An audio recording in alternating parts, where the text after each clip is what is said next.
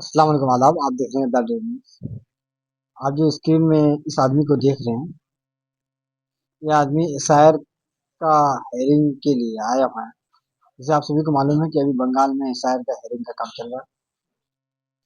तो उस हेयरिंग के लिए जो आए हैं, तो एक घर से एक बॉक्स में हर वो कागज लेके आए हैं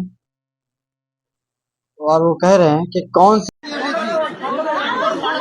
হ্যাঁ আমার আমার আমি জানি না ওদের কি লাগবে যা লাগবে তাই দেবো ঠিক আছে আমি এসআরের জন্য এসেছি এই যে এসআরের যে হেয়ারিং হচ্ছে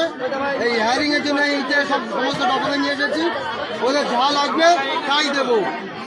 ওদের কি কি প্রয়োজন তাই তাই দেবো আমার ভাগ যাই গরিব লোক আর আমার কি হবে তুমি কি বাংলাদেশে চলে যাবে বলে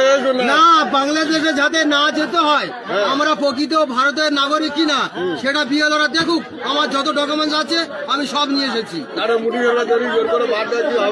জোর করে কেউ কারোর বাদ দেওয়ার ক্ষমতা কারণ নেই এটা আমাদের দেশ ভারতবর্ষ এটা আমাদের দেশ তাই এখানে থাকতে চাই সেই হিসাবে সমস্ত ডকুমেন্ট নিয়ে এসেছি তাই এখানে বিএলওদের দেখাবো যে আমার আপনার কোন ডকুমেন্টের প্রয়োজন আপনি সেটা নিয়ে যান